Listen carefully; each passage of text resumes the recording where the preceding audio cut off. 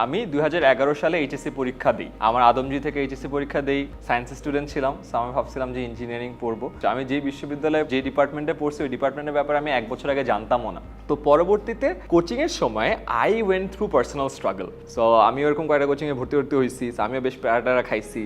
তো পরে লাকিলি আমার আইবিতে হয়ে যায়। সো আমি কোচিংয়ে পড়ানো যখন শুরু করলাম, আই ফিগার্ড আমার মতো আরও অনেক স্টুডেন্ট আছে যারা অ্যাডমিশনের টাইমে আসলে না জানেই না যে কোনটাতে ট্রাই করা উচিত। মেডিকেল কত কঠিন, ইঞ্জিনিয়ারিং কত কঠিন, একসাথে দুইটা করা উচিত কিনা, নাকি একটা করবো কিনা। তখন ওরিয়েন্টেশন ক্লাস হয়, তোমরা কোচিংয়ে করছো যে ফ্রি ওরিয়েন্টেশন ক্লাস হয়, তো আমাকে ওরিয়েন্টেশন ক্লাসগুলো করতে দিত। অনেক প্যারেন্টস এবং স্টুডেন্ট আমার কাছে আসতো যে ভাইয়া 5,000 টাকা আছে, 7,000 টাকা আছে, এই টাকা দিয়ে আব্বু ঢাকায় পাঠাইছে, অলরেডি একটা জায়গায় ভর্তি হয়েছে, এখন আমি কি করবো? চিন্তা করে দেখো, ওকে আমি 50% ডিসকাউন্টে ভর্তি করাতে পারবো, আর যদি ভর্তি করাও দেই ও থাকবে কোথায়, ও খাবে কি? I use to really feel bad. Because এই স্টুডেন্টগুলো যদি সুযোগ না পায়, ওদের ফিউচারটা কমপ্লিটলি ডিফারেন্ট হবে না? তখন মাথায় আইডিয়া আসলে যদি ভিডিও করে ইউটিউবে আপলোড করে দেয়, তাহলে কারো টাকাও দেওয়া লাগে না, কারো ঢাকায়ও আসা লাগে না। তো এখান থেকে 10 মিনিট স্কুলের যাত্রা শুরু।